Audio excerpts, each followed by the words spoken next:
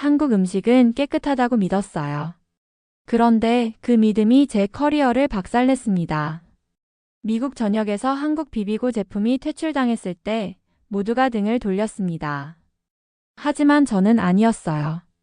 식품공학 박사 과정생으로서 한국 음식의 가능성을 믿었으니까요. 그런데요. 진실을 확인하러 간 한국에서 저는 무릎을 꿇게 됐습니다. MSG 때문인 줄 알았는데 정말 문제가 있었던 건 제 편견이었습니다. 도대체 무슨 일이 있었던 걸까요? 잠깐만요. 이야기 시작 전에 구독과 좋아요 꼭 부탁드려요. 여러분의 작은 클릭이 더 많은 사람들에게 한국의 놀라운 이야기를 전하는 데 큰 힘이 됩니다. 자, 그럼 본격적으로 시작해 볼게요. 저는 미국 보스턴에 사는 조나단 리입니다. 한국계 미국인으로 태어나서 아시아 음식은 자주 접했지만 한식을 진지하게 들여다보게 된 건 26살 무렵부터였어요. 식품공학 석사 과정에 들어가면서 저는 새로운 연구 주제를 찾고 있었죠. 미국 사회는 여전히 식품에 대해 서양 중심의 시각이 강합니다. 지방과 탄수화물은 악마처럼 여겨지고 고지방, 고단백 식단이 유행이죠. 하지만 저는 그 흐름이 과연 옳은 걸까 의심하기 시작했습니다. 그러다 우연히 한국의 즉석식품 브랜드인 비비고 제품들을 접하게 되었고 너무도 깔끔하고 정갈한 구성에 놀랐습니다.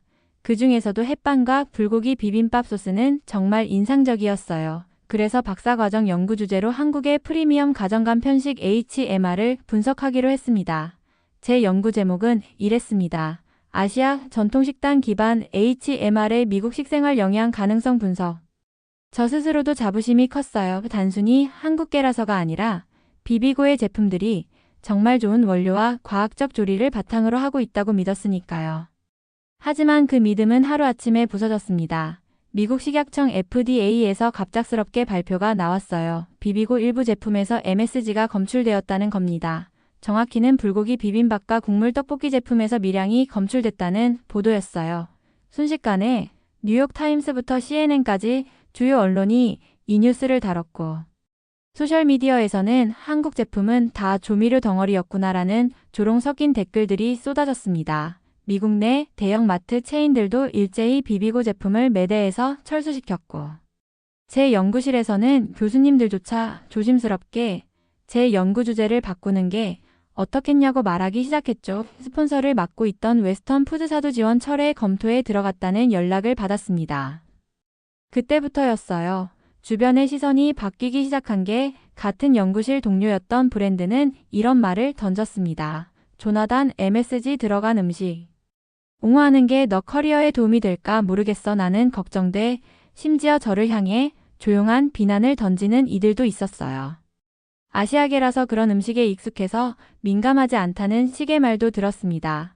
한국 음식 좋아하는 건 좋은데 연구는 객관적으로 해야지 이런 말이요. 비비고를 옹호하는 태도가 마치 객관성을 잃은 편향처럼 비춰지기 시작했습니다.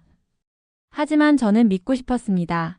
그 제품들이 그렇게 허술하게 만들어졌을 리 없다고 생각했어요. 실제로 제가 분석한 바에 따르면 비비고는 미국 시장을 겨냥해 저염 저지방 무첨가 전략을 고수해왔고 공정 투명성과 품질 관리에서도 매우 우수했습니다.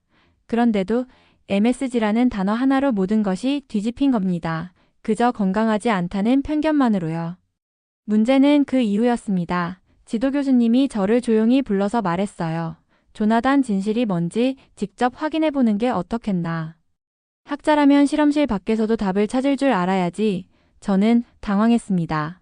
한국으로 직접 가보라는 뜻이었죠. 하지만 점점 더 연구가 흔들리고 제 신념이 조롱당하는 상황 속에서 그 말이 머릿속에 깊게 남았습니다. 며칠 밤을 고민했어요. 내가 옳은 걸까? 아니면 내가 뭔가를 잘못 본 걸까? 편견은 나한테 있었던 걸까? 아니면 세상에 있는 걸까? 그리고 결국 결정했습니다. 한국에 가겠다고요. 내 눈으로 확인하고 내 몸으로 경험하고 내 생각으로 판단하겠다고 마음먹었어요. 그렇게 저는 인생 처음으로 한국행 비행기 티켓을 끊었습니다. 지금 생각하면 그건 단순한 여행이 아니었습니다. 그건 제 믿음이 진짜였는지 확인하러 가는 여정이자 세상이 틀렸다는 걸 증명하려는 고집이었고 동시에 제가 틀렸을 수도 있다는 두려움을 끌어안고 떠나는 고백이었어요. 그리고 그 여정의 끝에서 제가 보게 된 진실은 예상했던 것보다 훨씬 더 깊고 복잡한 것이었습니다. 다음 이야기를 듣고 나면 여러분은 아마도 저처럼 무릎을 꿇게 될지도 모르겠습니다. 보스턴을 떠나기 전 저는 수많은 질문을 받았습니다. 도대체 왜 그걸 위해 한국까지 가냐는 말들이었죠. MSG 좀 들어간 것 가지고 그렇게 진지하게 굴 필요가 있냐는 조롱도 들었고, 다국적 식품 기업에 왜 그렇게 연연하냐며 학자로서 중립을 지키라고도 들었습니다. 하지만 그중 가장 아팠던 말은 네가 동양계라서 그런 거 아니냐는 무심한 한마디였습니다. 그것은 단지 한 브랜드나 한 제품의 문제가 아니라 제 정체성과도 연결된 이야기였습니다. 나는 정말 객관적일 수 있을까? 아니면 내가 그 제품에 마음이 끌렸던 건 결국 나도 모르게 그곳에 내 뿌리가 있다고 느꼈기 때문일까? 하지만 무엇보다도 저를 힘들게 했던 건 이 모든 논란 속에서 CJ 제일제당은 침묵하고 있다는 사실이었습니다. 미국 언론도 마찬가지였어요. 처음에는 너도 나도 나서서 비판하더니 어느 순간부터는 마치 이 사건이 과거의 일처럼 다뤄지기 시작했습니다. 한번 논란이 되면 그것만으로 충분하다는 듯한 분위기였죠. 진실이 뭔지는 아무도 관심이 없었고 누가 더 큰 목소리를 냈는지만 기억되는 세상이었습니다. 그럴수록 저는 혼란스러웠습니다. 정말 문제가 있었던 걸까? 내가 놓친 게 있었던 걸까? 혹은 모두가 알면서도 애써 외면하는 진실이 있는 걸까? 한국행 비행기 안에서 저는 여러 번 생각을 바꿨습니다. 돌아가야 할까? 그냥 이대로 묻혀야 할까? 그런데도 발은 결국 인천공항에 도착해 있었고 저는 CJ제일제당 본사가 있는 서울로 향하고 있었습니다. 처음 도착한 서울은 낯설고 분주했습니다. 익숙하지 않은 언어와 질서 속에서 나는 이방인이라는 감각이 확실하게 느껴졌어요. 호텔 방에서 짐을 풀며 뉴스를 켜니 미국의 MSG 논란은 이미 한국에선 거의 다뤄지지 않고 있었어요. 그건 우리만의 문제였고, 이곳에선 일상과 다르지 않은 하루가 이어지고 있었죠. 그 사실이 더 외로웠습니다. 내 안의 불안과 분노를 이 세상은 공유하지 않고 있다는 것, 그것이야말로 진짜 절망이었는지도 모릅니다. 그날 저녁 저는 모교 교수님의 추천을 받아 한 한국 대학의 식품영양학과 연구소를 방문하게 되었습니다. 안내를 맡아준 조교는 저를 반기며 이런 말을 했어요. 사실 저희도 그 보도를 봤습니다만 솔직히 납득이 안 갔어요. 저희는 내부 프로젝트에서 수입 제품들과 국내 생산품들을 비교해 봤거든요. 비비고는 미국 생산 라인이 별도라는 걸 아시죠? 예, 민감한 성분은 따로 관리한다고 들었습니다. 저는 조심스럽게 대답했습니다. 조교는 고개를 끄덕이며 말했어요. 근데 이상하지 않나요? 3년간 한 번도 문제가 없던 라인이 갑자기 그렇게 무너졌다는 게요. 그 말이 머리를 때렸습니다. 그래, 바로 그거였어요. 왜 아무도 그 점을 의심하지 않았을까? 비판은 빠르고 직설적이지만 검증은 느리고 고통스러웠습니다. 많은 이들이 그렇게 질문조차 없이 사실을 받아들였고, 그로 인해 한 브랜드 전체가 무너질 위기에 처한 거였습니다. 그 순간 저는 이해하기 시작했습니다. 왜 기업들이 해명보다 침묵을 선택할 때가 있는지를, 때로는 어떤 말도 진실을 이길 수 없다는 걸 알게 된 거죠. 그 다음 날 저는 마침내 CJ제일제당 본사에 방문하게 되었습니다. 사전 협조 요청을 통해 어렵게 잡힌 짧은 미팅이었지만 저는 떨리는 마음으로 로비에 섰습니다. 한 중년의 직원이 나와 저를 맞았고, 그는 저를 소회의실로 안내했습니다. 아디 선임연구원이라는 이름표가 달린 그는 조용히 차를 건네며 말했습니다. 우리 회사가 무슨 잘못을 했는지 먼저 들어보고 싶습니다. 그 말에 저는 잠시 멈칫했습니다. 여기까지 와서도 나는 의심받는 존재일까? 그는 제 눈빛을 보며 덧붙였어요. 걱정하지 마세요. 우리는 당신이 무엇을 위해 여기에 왔는지 알고 있어요. 그리고 조용히 말했습니다. 솔직히 그 사건 이후 우리 내부에서도 큰 충격이 있었어요. 제품 하나하나에 자부심을 가지고 있었는데 미국에서 그런 논란이 터졌다는 것만으로도 모든 직원들이 상처를 받았습니다. 저는 그의 말을 들으며 어쩐지 가슴이 먹먹해졌습니다. 그들은 싸우지 않았습니다. 변명하지도 않았습니다. 대신 조용히 상처를 입고 있었던 거였습니다. 그리고 아무도 그들의 상처엔 관심을 가지지 않았다는 사실이 저는 부끄러웠습니다. 제가 옹호하려 했던 것은 브랜드나 제품이 아니라 그런 진심이었는지도 모르겠습니다. 회의가 끝나고 나오는 길에 저는 연구원에게 물었습니다. 왜 언론에 강하게 대응하지 않으셨나요? 그는 이렇게 대답했습니다. 때로는 아무리 옳은 말이라도 귀 기울이지 않는 세상엔 들리지 않습니다. 대신 우리는 더 좋은 제품으로 대답하려 합니다. 그것이 우리가 할 수 있는 방식이니까요. 그 말이 오래도록 머릿속에 남았습니다. 왜 이런 진심을 세상은 몰라줄까? 왜 세상은 가장 조용한 정직함에 가장 큰 침묵으로 응답하는 걸까? 나는 그저 한 명의 연구자일 뿐이지만 그 순간만큼은 꼭 무언가를 해야겠다고 느꼈습니다. 다음 이야기는 바로 그 결심에서 시작됩니다. 그날 밤 저는 호텔에 돌아와 한참 동안 잠을 이루지 못했습니다. 회의실에서 아디 선임 연구원이 했던 말이 계속 맴돌았습니다. 아무리 옳은 말이라도 들리지 않는 세상이 있다고요.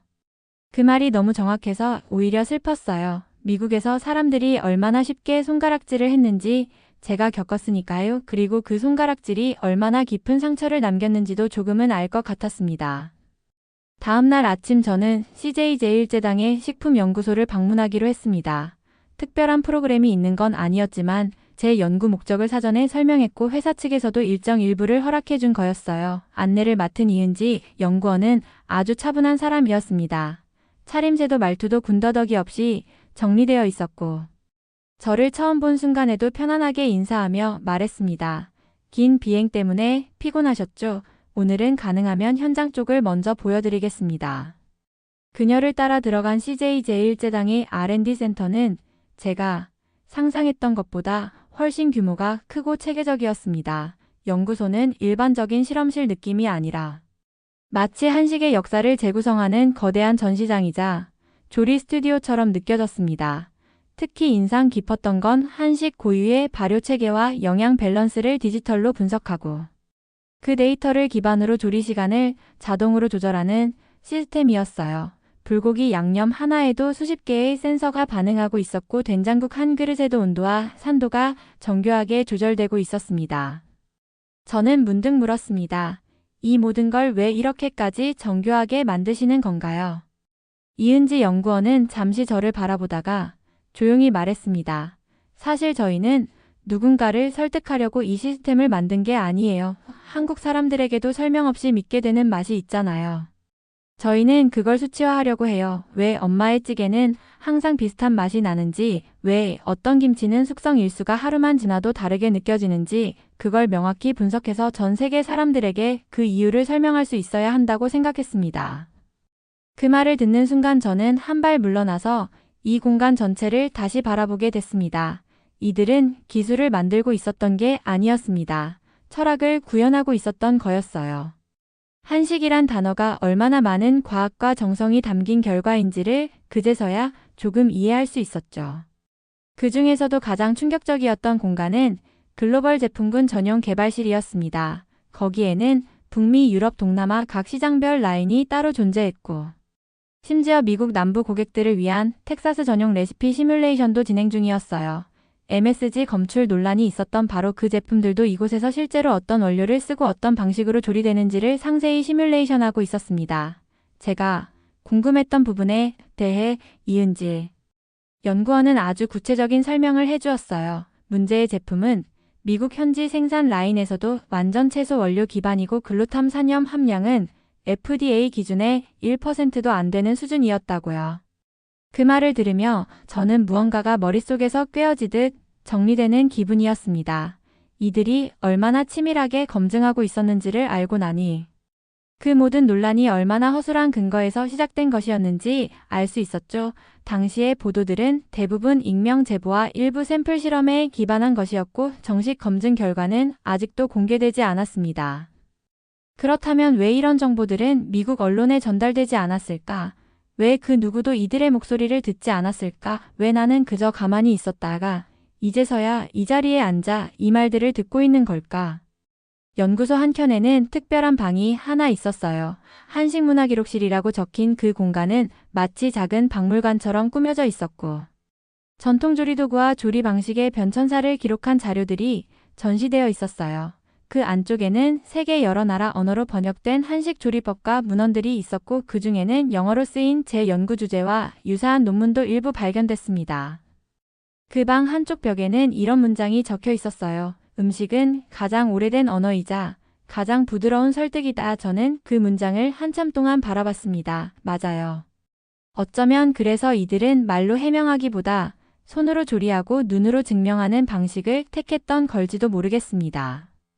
방문을 마치고 나오며 이은지 연구원은 제게 이런 말을 남겼습니다. 조나단 씨가 이 공간에서 느낀 걸 꼭 나중에 전해주셨으면 좋겠어요. 저희는 한식을 널리 알리고 싶지만 무엇보다 진심이 전달되길 원하거든요. 저는 고개를 끄덕이며 말했습니다. 반드시 그럴게요. 하지만 그 순간 제 마음 한쪽은 무거웠습니다. 나는 아직 아무것도 전달하지 못했으니까요. 이제 내가 해야 할 일은 단순한 보고가 아니라 이 공간에서 내가 본 것들을 세상 밖으로 끌고 나가는 것이었습니다. 진실을 찾기 위한 여정은 이제야 진짜 시작이었는지도 모릅니다. 식품연구소를 둘러본 지 이틀이 지났지만 제 마음은 좀처럼 가라앉지 않았습니다. 연구소에서 본 장면들, 정제된 시스템, 미세하게 조정된 조리 로직, 그리고 그 속에 깃든 사람들의 태도는 단순히 신기하다는 감정보다 더 깊은 것을 건드렸기 때문이었습니다. 그건 마치 내내 잘못 생각해왔던 한 단어를 다시 정의하는 것 같은 기분이었어요. 한국에서의 일정은 짧았고 남은 하루를 저는 식문화 체험 공간에서 보내기로 했습니다. CJ제일제당이 운영하는 비비고 쿠킹 스튜디오에서 하루짜리 클래스를 체험할 수 있었는데 일반인부터 외국인 관광객까지 참여할 수 있는 프로그램이라고 들었습니다. 저는 관찰자로만 있으려고 했지만 강사분이 제게 직접 불고기 조리 체험을 권했습니다. 망설였지만 결국 앞치마를 두르고 조리대에 섰습니다. 재료는 단순했습니다. 소고기 채 썬 양파, 간장, 참기름, 마늘, 그리고 정제된 고춧가루와 비비고에서 직접 개발한 양념 소스 그 자체는 너무나 평범한 조합이었지만 재료를 다듬고 온도를 맞추는 과정은 치밀했습니다. 특히 놀라웠던 건 강사의 손보다 먼저 움직이는 조리도구들이었습니다. 인덕션의 온도 조절은 고기가 익는 색깔과 타이밍을 센서로 감지하고 있었고 일정한 온도에 도달하면 자동으로 불이 줄어들었습니다. 저는 장난스럽게 말했어요. 이건 요리가 아니라 실험실 같네요. 강사는 웃으며 대답했습니다. 맞아요. 이건 단순한 요리가 아니라 설계된 맛이에요.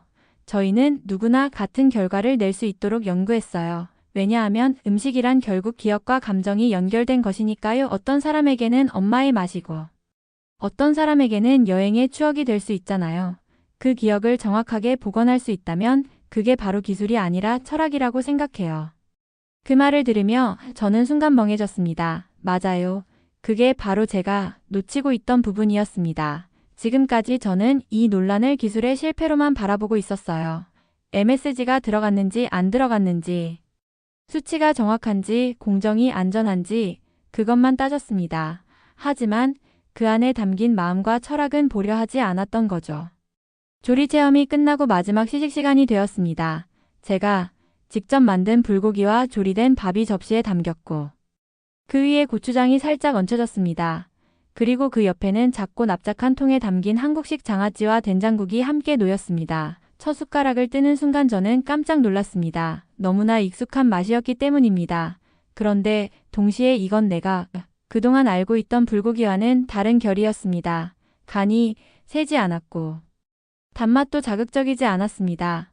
오히려 담백했고 입안에 남는 여운이 길었습니다. 이건 공장에서 찍어낸 맛이 아니었습니다. 설계된 기억이었고 조율된 감정이었습니다.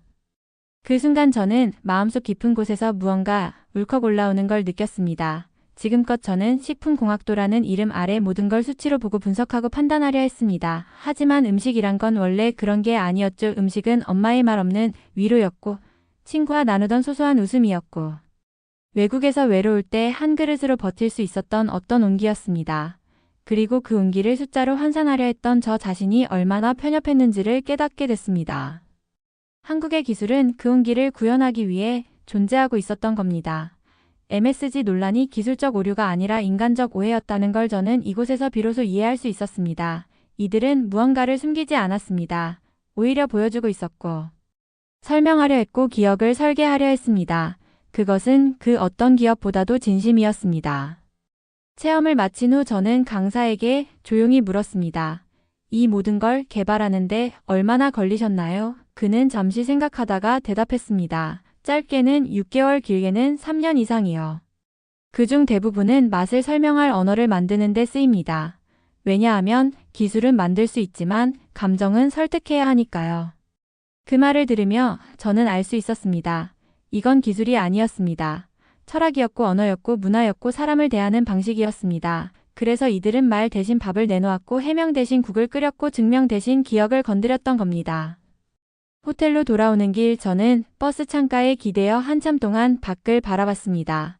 서울의 밤은 밝고 분주했지만 제 마음은 오히려 차분했습니다. 진실은 어떤 때는 아주 조용한 목소리를 하고 있었습니다. 그리고 저는 그 목소리를 들은 사람이 되었다는 사실이 조금은 자랑스러웠습니다. 서울에서 돌아온 뒤 저는 며칠간 아무것도 하지 않았습니다. 머리는 복잡했고 마음은 조용했지만 무엇보다 제가 무엇을 해야 할지 아직도 명확하지 않았기 때문이었습니다. 단지 알게 된 진실을 다시 누군가에게 설명하는 것으로 충분할까? 그런 의문이 머리를 맴돌았어요. 하지만 시간이 지날수록 한 가지는 확실해졌습니다. 저는 그곳에서 어떤 감정적 확신을 얻었고 그건 단순한 기억이 아니라 행동으로 이어져야 했습니다. 저는 연구실로 돌아온 뒤 지도 교수님께 조용히 말했습니다. 저는 이번 학기 프로젝트를 바꾸고 싶습니다.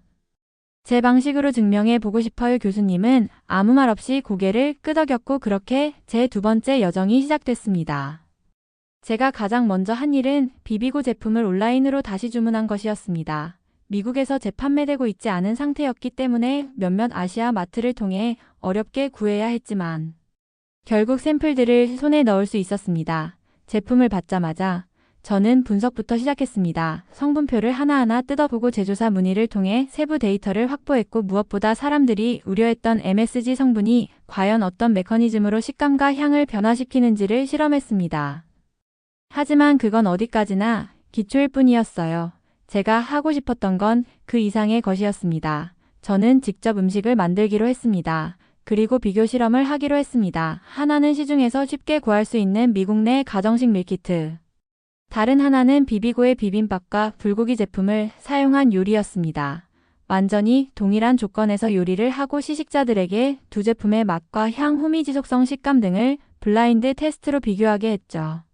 참여자는 총 20명이었고 연령과 인종 성별을 고루 배분했습니다. 저는 테스트 전 어떤 제품이 한국산인지 어떤 브랜드인지 일체 밝히지 않았고 오직 느낌만 말하게 했습니다. 결과는 충격적이었습니다. 20명 중 17명이 비비고 제품이 훨씬 자연스럽고 담백하며 입안에 오래 남는다고 응답했습니다. 심지어 일부는 이게 정말 가공식품 맞냐고 되물었습니다. 테스트가 끝난 후 저는 모든 참여자들에게 제품의 출처와 최근 있었던 논란을 설명했습니다. 일부는 놀랐고 일부는 화를 냈습니다. 왜 이런 제품이 미국에서 금지됐는지 이해할 수 없다는 반응도 나왔습니다. 그중 한 명은 말했습니다. 우리가 이걸 제대로 평가한 적이 있었던가요? 대부분은 그냥 뉴스에 휘둘린 것 같아요. 그 말이 제 마음을 울렸습니다. 저는 이 결과들을 정리해 작은 블로그에 글을 올렸습니다. 제목은 조용히 증명해보고 싶었습니다. 그저 누구라도 이 글을 보고 한 번쯤 다시 생각해주길 바라는 마음이었습니다. 하지만 그 글은 예상보다 빠르게 확산되기 시작했습니다. 학계 커뮤니티는 물론이고 음식 관련 포럼과 SNS에서도 링크가 돌기 시작했고 며칠 뒤엔 한 식품 다큐멘터리 채널에서 인터뷰 요청까지 받게 되었습니다. 저는 망설였지만 결국 인터뷰에 응했습니다. 인터뷰에서 저는 말했습니다. 저는 한국 제품을 감싸려는 것이 아닙니다. 다만 너무 쉽게 무언가를 판단해버리는 사회 분위기에 질문을 던지고 싶었습니다. 그리고 그 질문이 식탁 위에서도 필요하다고 생각합니다. 인터뷰는 방송된 지 하루 만에 수십만 회 조회수를 기록했고 그 댓글창엔 정말 많은 말들이 올라왔습니다. 그 중엔 이런 글도 있었습니다. 나는 한 번도 한국 음식을 먹어본 적 없지만 이 이야기를 들으니 꼭 한번 시도해보고 싶다. 또 어떤 이는 나는 MSG가 나쁜 줄로만 알았는데 오늘 처음으로 다르게 생각해봤다. 그런 말들이었어요.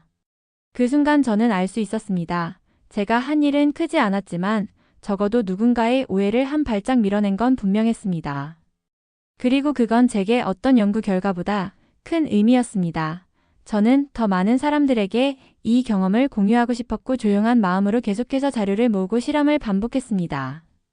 제가 하고 싶었던 건 누군가를 공격하거나 무언가를 옹호하려는 것이 아니었습니다. 다만 세상이 너무 빨리 판단하지 않기를 바랐고 저처럼 의심이 들면 직접 확인해보는 사람이 많아지기를 바랐을 뿐이었습니다. 한국에서 봤던 그 조용한 철학이 제 마음속에 남아 있었고 저는 그걸 제 방식으로 이어가고 싶었습니다. 그리고 어느 순간부터 제 블로그엔 세계 각지에서 음식에 관심 있는 사람들이 댓글을 남기기 시작했습니다. 너처럼 나도 한번 시도해보고 싶다. 너의 태도에 감동했다.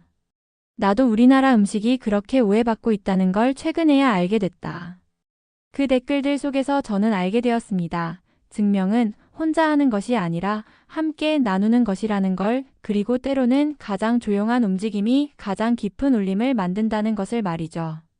인터뷰가 방송되고 몇 주가 지났습니다. 저는 다시 조용한 일상으로 돌아왔고 연구실에선 새로운 실험이 이어졌습니다. 하지만 제 일상은 이미 전과는 조금 달라져 있었습니다. 매일 아침 이메일에는 세계 곳곳에서 온 메시지가 하나둘씩 쌓여 있었고 블로그 방문자 수는 하루에 수천 명씩 늘고 있었어요. 그 중에서도 제 눈길을 끈 건 한국에서 온 한 이메일이었습니다. CJ 제1제당의 연구소 관계자라는 분이 보낸 짧은 메시지였습니다. 최근 여러 반응을 보고 감사 인사를 전하고 싶다고 하셨고 한국에 다시 오게 되면 꼭 다시 뵙고 싶다는 말이 덧붙여져 있었습니다. 그 메시지를 읽는 순간 가슴 어딘가가 찌르듯 울렸습니다. 제가 한 일은 크지 않았습니다. 단지 보고 느낀 것을 조심스럽게 전했을 뿐이었죠. 그런데 그 진심이 누군가에게 닿았다는 사실만으로도 마음이 벅찼습니다. 그로부터 한 달 뒤 저는 다시 한국행 비행기를 탔습니다. 이번에는 학회 발표를 겸한 출장 일정이었지만 마음속엔 또 하나의 이유가 있었습니다. 그 사람들을 다시 만나고 싶었습니다. 그 조용히 일하고 묵묵히 견뎌냈던 이들을 직접 다시 보고 인사하고 싶었습니다. 서울은 여전히 바쁘고 분주했습니다. 하지만 그 도시가 이번엔 조금 더 따뜻하게 느껴졌습니다. 비행기에서 내리자마자 저는 다시 CJ 제1제당 본사를 향했고 약속된 날 오후 로비에 도착했을 때 낯익은 얼굴들이 저를 반겼습니다. 아디 선임 연구원도 그 자리에 있었고 이은지 연구원도 환한 미소로 손을 흔들었습니다. 회의실로 향하던 길 복도벽에는 제가 등장했던 방송의 한 장면이 조용히 재생되고 있었고 그 옆엔 비비고의 제품들이 진열된 진심존이라는 작은 전시 공간이 마련돼 있었습니다. 그곳엔 제 글 일부도 번역되어 붙어 있었습니다. 음식은 가장 오래된 언어이자 가장 부드러운 설득이다. 그 문장을 다시 마주하니 감정이 올라왔고 저는 말을 잇지 못한 채 한참을 서 있었습니다. 그날 저녁 우리는 함께 식사를 했습니다. 식사는 단출했고 진심 가득한 찬들이 정갈하게 놓여 있었습니다. 말이 많지 않았지만 그 자리는 아주 깊은 감정이 오가는 시간이었어요. 대화 중 한 직원이 이렇게 말했습니다. 미국에서 그 논란이 터졌을 때 솔직히 너무 억울했어요. 우리가 뭘 잘못했는지조차 몰랐거든요. 그런데 당신이 우리를 대신해 말해줘서 고마웠어요. 그 말에 저는 조용히 고개를 숙였습니다. 말해주는 사람조차 없을 때 그들이 얼마나 외로웠을지를 생각하니 가슴이 먹먹했어요. 그래서 말했습니다. 사실 저도 무서웠습니다. 제가 틀렸을지도 모른다는 생각이 계속 들었고 그게 더 무서웠어요. 하지만 저는 믿고 싶었습니다. 단지 맛있는 음식을 넘어서 사람의 손이 담긴 무언가를요. 식사가 끝나고 우리는 본사 앞마당으로 나왔습니다. 밤 공기는 차가웠지만 마음은 따뜻했습니다. 그때 누군가가 제게 작은 종이봉투를 건넸습니다. 안에는 CJ 제1제당에서 제작한 감사패와 함께 비비고 브랜드의 작은 기념 배지가 담겨 있었어요. 그건 아주 단순한 선물이었지만 그 안에는 수많은 말이 담겨 있었습니다. 그리고 그 순간 누군가가 조용히 본사 입구 앞에 무릎을 꿇고 머리를 숙였습니다. 자세히 보니 그 직원이었습니다. 그는 말했습니다. 우린 항상 말없이 일했지만 오늘만큼은 진심으로 감사드리고 싶습니다. 우리에게 다시 용기를 주셨습니다. 그 장면을 보며 저는 차마 아무 말도 할 수 없었습니다. 제 눈가에 눈물이 맺혔고 그저 고개를 끄덕일 수밖에 없었습니다. 한 브랜드의 제품이 아니라 한 문화와 한 철학을 다시 믿을 수 있게 해준 사람들이 제 앞에 있었고 그 사람들에게 제가 받은 건 오히려 저 자신이었습니다. 그날 이후 저는 미국으로 돌아와 계속해서 이 경험을 사람들에게 전했습니다. 식품공학 세미나에서 한식의 정밀성과 감성 기술을 주제로 발표했고 일부 학교에서는 이 사례를 연구 프로젝트로 채택하기도 했습니다. 그리고 지금도 꾸준히 사람들에게 묻고 있습니다. 정말 우리가 아는 것이 진실일까? 아니면 그냥 익숙한 정보일 뿐일까?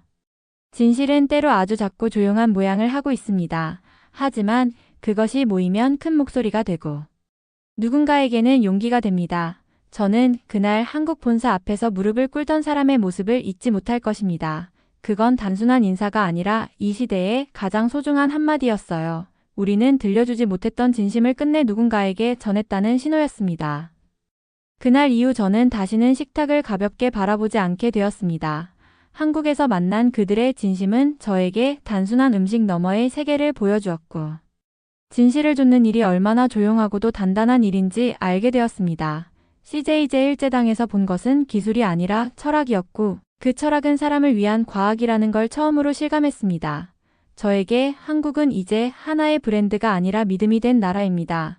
그리고 저는 그 믿음을 지키기 위해 계속 질문하고 전하려 합니다. 여러분은 이에 대해 어떻게 생각하시나요? 여러분의 의견을 댓글로 남겨주세요. 영상이 유익했다면 좋아요와 구독 잊지 마시고요. 알림 설정도 해두시면 앞으로 더 재미있는 이야기로 찾아뵐게요. 오늘 하루도 행복하시고 다음 영상에서 만나요.